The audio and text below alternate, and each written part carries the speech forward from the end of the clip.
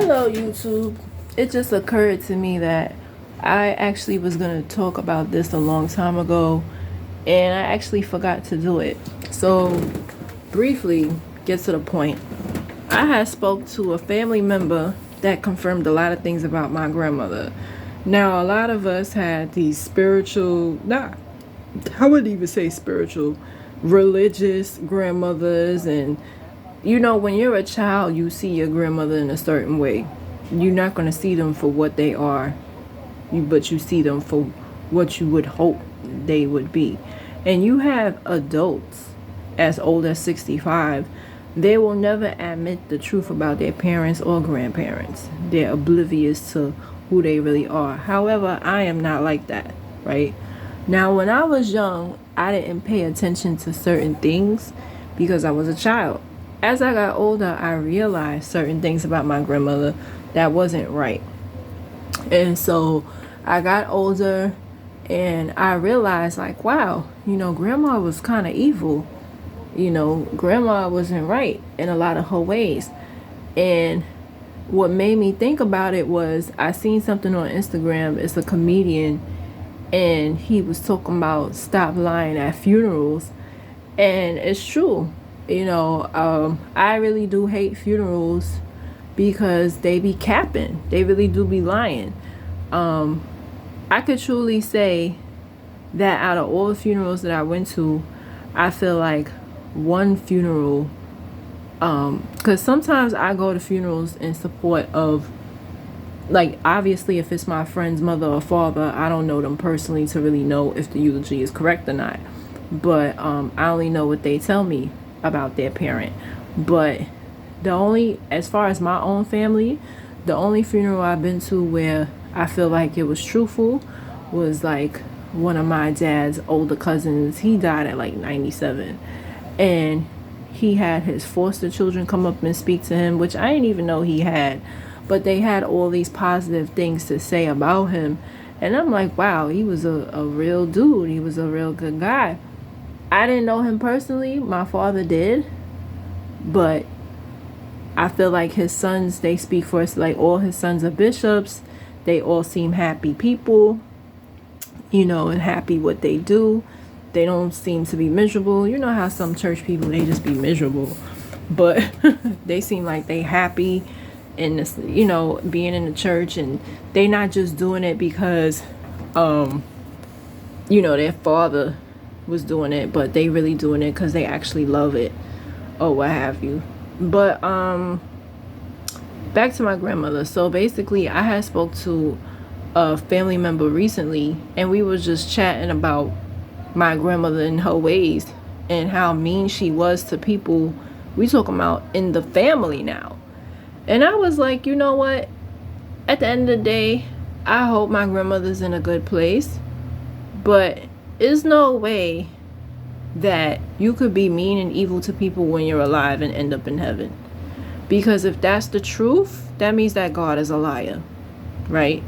So God is not a liar. So then my question is, people are so hard on church attendance and you have to go to church. Even last night when I went to church, my cousin was like, oh, so you don't go nowhere? It's 2023. Ain't nobody going to church every Sunday. Nobody got time for that. Like, like even pre-COVID, like I used to work on a weekend. I used to work on weekends. I was raising my son. I was in and out of school. It's a lot to wake up on a Sunday morning and go to church. I don't think people take that into consideration. People who don't have kids or people who don't really have a bunch going on, they don't really understand. Now, you do have people that do have kids. I know one lady, she went to school online, and I was like, well, why you never wanted to go in person? She was like, Crystal, between church, my full-time job, and I had 3 children, I just couldn't make the time to go in person. I said, that's so true. That is so true. But for me personally, I wanted to still enjoy my college life. I'm paying for this.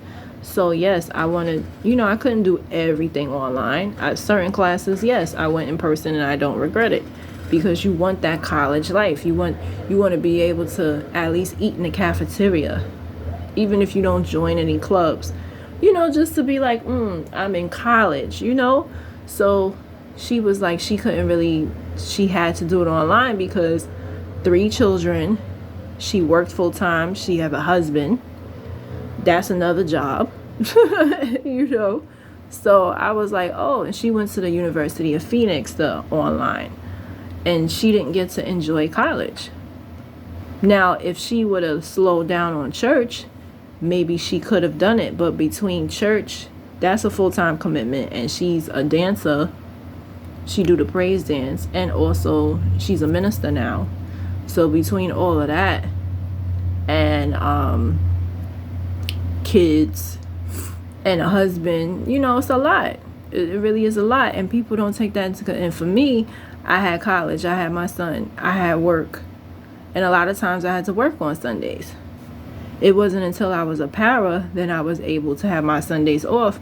But if I'm working with kids all week long, and then I have to come home to a kid, and then I'm in school, you think I want to wake up on a Sunday morning? No, that's my time to sleep late. I go when I could go.